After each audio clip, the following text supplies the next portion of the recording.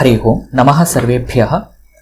अद्य व्याकरणशास्त्रप्रवेशकक्षायाः 34तमं दिनम् अस्ति। इदानीं गतकक्षायाः पाठमेकवारं पश्यामः, ततः परम् अग्रे गच्छामः। गतकक्षायां वयं प्लुतप्रगृह्य अचिनित्यं दूरात् हूते च ईदुदे द्विवचनं प्रगृह्यम् एवं त्रीणि सूत्राणि अस्माभिः दृष्टानि। तत्र प्लुतप्रगृह्य अचिनित्यम् इत्येतत् सूत्रं प्रकृतिभावविधायकं सूत्रं भवति। अनेन सूत्रेण किम् उच्यते इति यत्र यत्र प्लुतसंज्ञकः वा प्रगृह्यसंज्ञकः वा अचिपरे भवति तदानीं सर्वदा नित्यं तत्र प्रकृतिभावः भवति इति उच्यते। अत्र प्लुतप्रगृह्यः इत्यत्र प्लुतः इति काचन संज्ञा, तथा प्रगृह्यम् इत्यपि काचन संज्ञा। अत्र प्लुतसंज्ञां पूर्वम् अस्माभिः दृष्टा, यत्र ऊकालो अज्ह्रस्वदीर्घप्लुतः इत्यत्र यत्र मात्रात्रयं वा तदधिककालः वा यस्य स्वरस्य भवति सः स्वरः, सः अच्वर्णः प्लुतः भवति इति दृष्टम्। परन्तु कुत्र प्लुतविधानं भवति इति अस्माभिः पूर्वं न दृष्टम्। अत्र गतकक्षायां तत्र प्लुतविधायकं सूत्रमपि वयं दृष्टवन्तः। तद्वत् प्रगृह्यम् इति एका संज्ञा, अत्र कस्य प्रगृह्यसंज्ञा भवति इत्यपि गतकक्षायां दृष्टवन्तः वयम्। अतः यत्र यत्र प्लुतसंज्ञकः वा प्रगृह्यसंज्ञकः वा अचिपरे भवति चेत् तत्र अनयोः प्रकृतिभावः भवति इति ज्ञातं।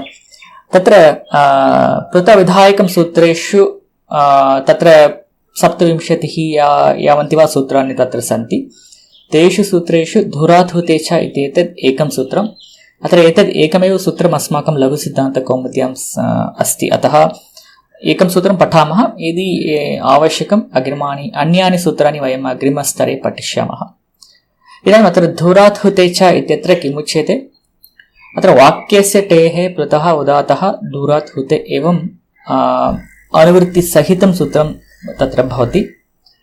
अत्र यत्र यत्र दूरात् आह्वानं भवति तत्र वाक्यस्य अन्तिम वाक्यस्य टी संज्ञकस्य भागस्य प्लुतविधानं भवति इति उच्यते। अत्र उदाहरणं दृष्टवन्तः। आगच्छ राम इत्यत्र यदि आगच्छ राम इत्येतत् वाक्यं दूराह्वानार्थं प्रयुज्यते तदानीं रामशब्दे विद्यमानस्य टी संज्ञकस्य प्लुतविधानं भवति इति ज्ञातम्। तत्र टी संज्ञकः वर्णः एकः एव तत्र अस्ति, राम इत्यत्र अन्तिम अकारः एव टी संज्ञकः वर्णः, अतः तस्य प्लुतत्वं भवति, तेन आगच्छ राम इति भवति।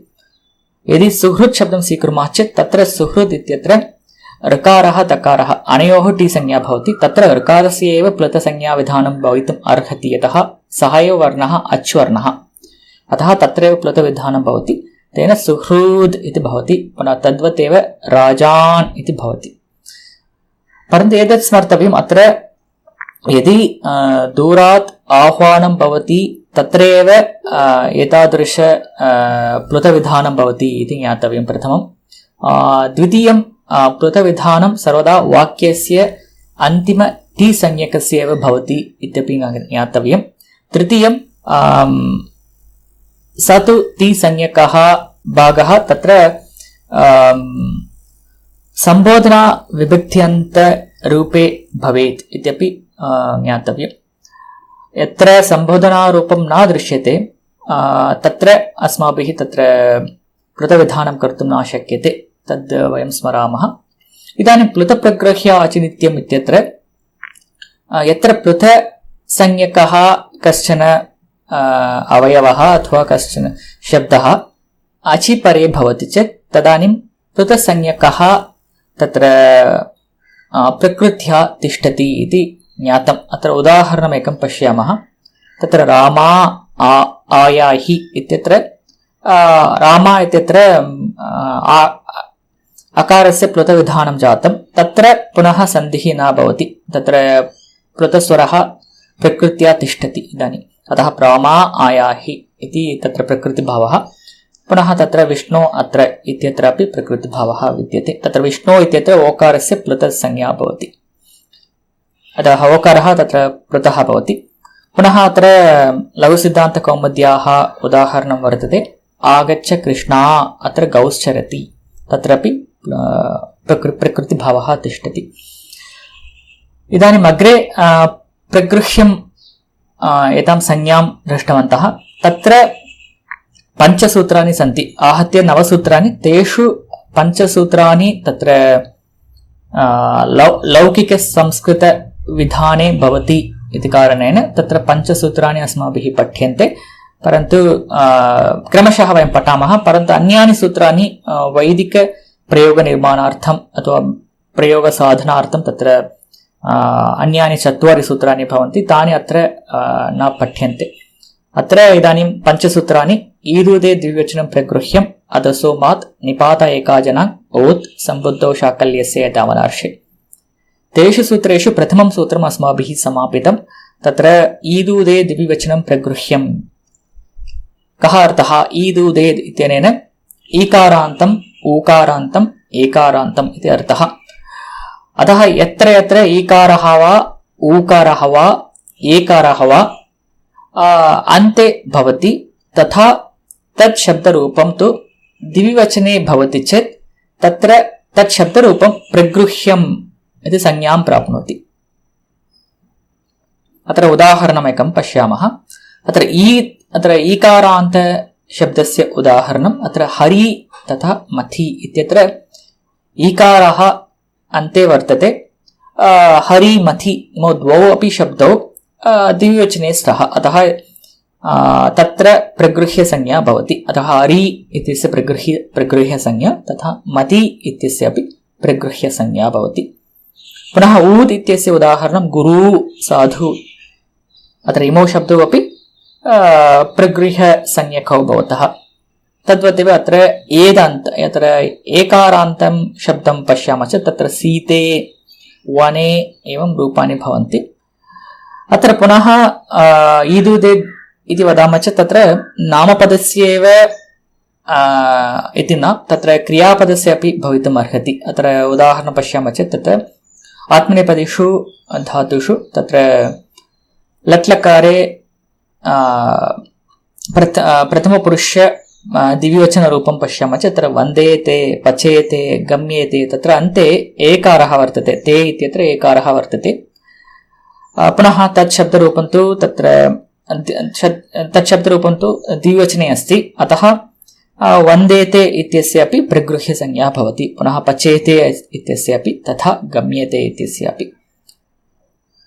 अतः इदानीम् अत्र उदाहरणानि पश्यामः चेत् अत्र प्रगृह्यसंज्ञा अस्ति इति कारणेन तत्र प्रकृतिभावः भवति। उदाहरणानि हरि एतौ इत्यत्र इको एनचि इत्यनेन विधीयमानः एनादेशः बाधितः भवति, तेन तत्र प्रतिप्रगृह्य आचिनित्यम् इत्यनेन तत्र प्रकृतिभावः भवति। पुनः विष्णु इमौ इत्यत्रापि सायवस्थितिः, पुनः गङ्गे अमौ इत्यत्रापि। तत्र एतावत्पर्यन्तं वयं गतकक्षायां दृष्टवन्तः।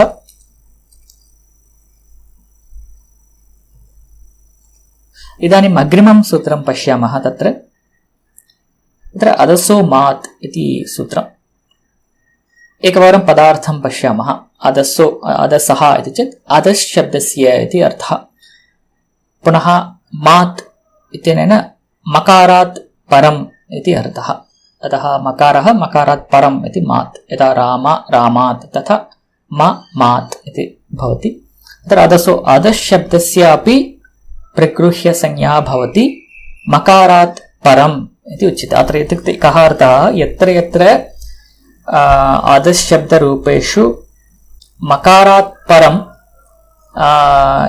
ईदन्तं वा ऊदन्तं वा एदन्तं वा भवति चेत्, इत्युक्ते ईकारः वा एकारः वा ऊकारः वा पदान्ते भवति, तत्तु सः वर्णः मकारात् परं भवति चेत् तस्य शब्दरूपस्य अपि प्रगृह्यसंज्ञा भवति इति तत्र अर्थः। तत्र अधशब्दं स्वीकुर्मश्चेत् अत्र द्विवचन रूपं स्वीकुर्मः। अत्र एकः नियमः कः इति चेत् अत्र द्विवचनम् इत्यस्य अनुवृत्तिः अस्मिन् सूत्रे न भवति। अतः ईदुदेर् तद् अत्र अनुवर्तते। पुनः प्रगृह्यम् इत्यस्य अपि अनुवृत्तिः भवति। तेन यत्र यत्र अधशब्दस्य अन्ते ईकारः वा ऊकारः वा एकारः वा श्रूयते तथा सः ईकारः एकारः ऊकारः यत्र मकारात् परं भवति तादृशं रूपं तत्र प्रगृह्यसंज्ञां प्राप्नोति इति अर्थः। अत्र शब्दरूपं पश्यामः चेत् कुत्र ईकारः ऊकारः वा एकारः वा अस्ति इति द्रष्टव्यम्। अत्र पश्यामः चेत् एकवचने कुत्रापि नास्ति, द्विवचने अमु इत्यत्र अस्ति, पुनः अमुभ्याम् अत्र अमयोः तत्र नास्ति, पुनः बहुवचने अमि इत्यत्र अस्ति, पुनः अमून् इत्यत्र ऊकारः अस्ति परन्तु ऊकारः अन्ते नास्ति, अतः तत्र तत् शब्दरूपं न स्वीक्रियते। पुनः अमीभिः अमीभ्यः अमीषाम् अमीषु तत्र सर्वत्रापि ईकारः ऊकार ईकार ऊकार एकारः न सन्ति। स्त्रीलिङ्गे पश्यामः चेत् तत्र अमु इत्यत्रापि दृश्यते, परन्तु बहुवचने अमूः इति भवति, तत्र बहुवचनं न गृह्यते। अत्र अमु इत्येते एकं रूपं अत्र प्रथमाविभक्तिरूपं तथा द्वितीयाविभक्तिरूपं स्वीक्रियते। पुनः अन्यत्र सर्वत्र भिन्नमेव रूपम् अस्ति इति कारणे तद् न भवति। पुनः तद्वत् एव नपुंसकलिङ्गं शब्दं पश्यामः। अत्र पुल्लिङ्गवत् भवति, अत्र द्विवचनरूपम् अमु अमु इति भवति, परन्तु बहुवचने अमूनि इति भवति। पुल्लिङ्गं पश्यामः चेत् तत्र अमि इति भवति। अतः किं किं ज्ञायते? पुल्लिङ्गे अमु अमु अमि, स्त्रीलिङ्गे अमु अमु, तद्वत् एव नपुंसकलिङ्गे अमु अमु। एवं सप्तरूपाणि तत्र गृह्यन्ते इति ज्ञातव्यम्। अत्र सर्वत्रापि ऊकारः वा एकारः न दृश्यते, ऊकारः वा ईकारः वा तत्र मकारात् परमेव दृश्यते। अमु इत्यत्र ऊकारः मकारात् परं दृश्यते। अतः यत्र यत्र मकारात् परम् एते वर्णाः अन्ते भवन्ति तत् शब्दरूपं तत्र प्रगृह्यसंज्ञां प्राप्नोति इति अवगन्तव्यम्। अत्र पश्यामः चेत् पुंलिङ्गे पश्यामः चेत् अमु अमि इति, अमु इति द्विवचनान्तं रूपम्, अत्र अमि इति बहुवचनान्तं रूपं। पुनः स्त्रीलिङ्गे अमु इति द्विवचनान्तं रूपं, नपुंसकलिङ्गे अमु इति द्विवचनान्तं रूपम्।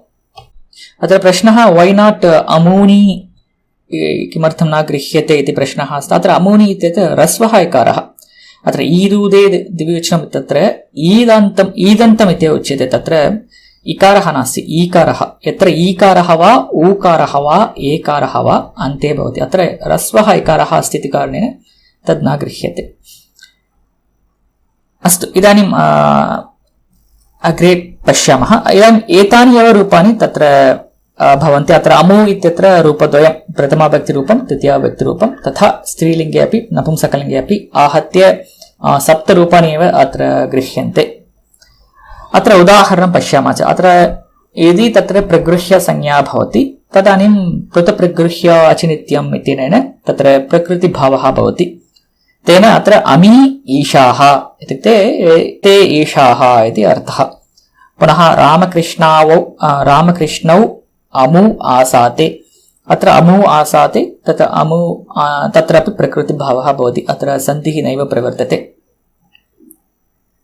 अत्र अमि ईशाः इत्यत्र इक्वनिचि इत्यनेन यनादेशः भवितव्यः आसीत्, परन्तु अनेन प्रकृतिभावेन तत्र यनादेशस्य निषेधः भवति। तद्वत् अत्र अमु आसाते अत्रापि सा एव स्थितिः। अत्र प्रश्नः अस्ति अमीषु इत्यत्र कथम्? अत्र ह्रस्वः उकारः अस्ति, अत्र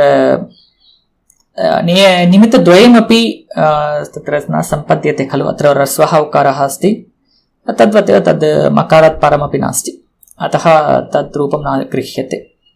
अत्र विशेषः कः अस्मिन् सूत्रे इति चेत् अत्र सर्वत्र अपि पश्यामः चेत् ईकारः वा ऊकारः वा अत्र एकारः नास्ति अत्र ईकारः वा ऊकारः वा सर्वदा सर्वत्र एतेषु एव रूपेषु भवति अत्र अमु अमि अमु अमुः अमु इत्यत्र ईकारः वा ऊकारः वा सर्वत्र सर्वदा मकारात् परमेव भवति अमु अमु अमि तथा अमु अमु तथा अमु अमु कुत्रापि मकारं विना पृथक् एकारः वा ऊकारः वा न आगतः एतेषु शब्दरूपेषु इदानीं प्रश्नः आयाति किमर्थं तत्र मात् इति योजितम् तत्र मकारात् परं यत्र ईकारः ओकारः भवति तत्र एव प्रगृह्य संज्ञा इति उक्तम् पश्यामः शब्दरूपाणि पश्यामः चेत् तत्र सर्वत्रापि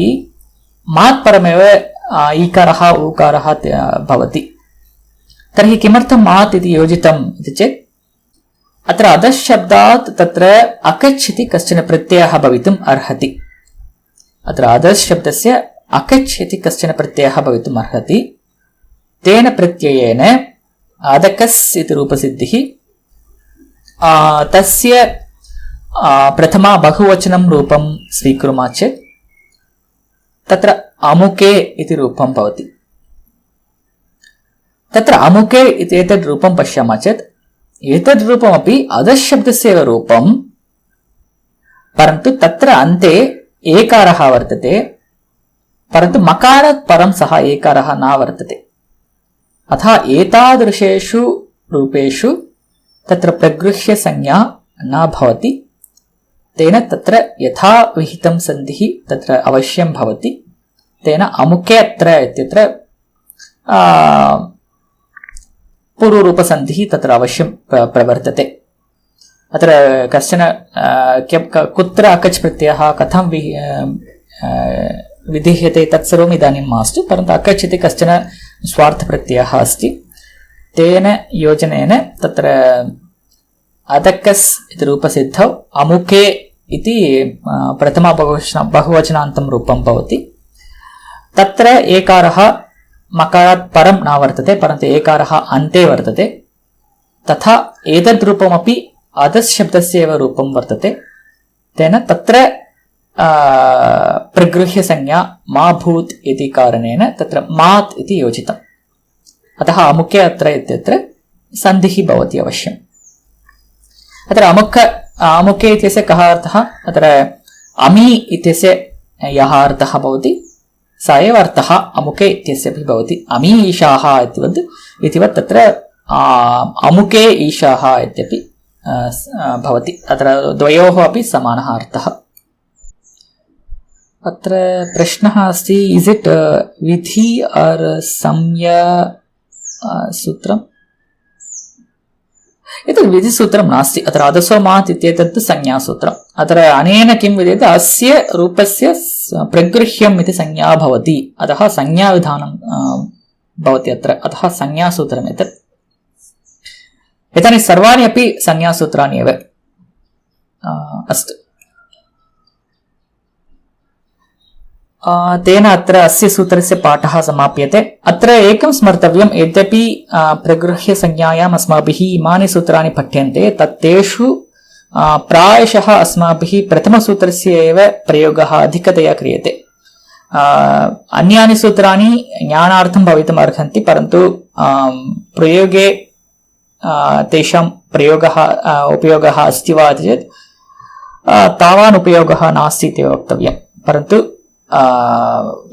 ईदुदे द्विवचनं प्रगृह्यं तत्तु मुख्यं सूत्रं भवति अतः अत्र अधिकविवरणं मया न दीयते अत्र शास्त्रे अधिकविवरणानि सन्ति परन्तु तानि विवरणानि मया न दीयन्ते यतः एतेषां प्रयोगः लोके अधुना लोके अल्पाः एव दृश्यन्ते अतः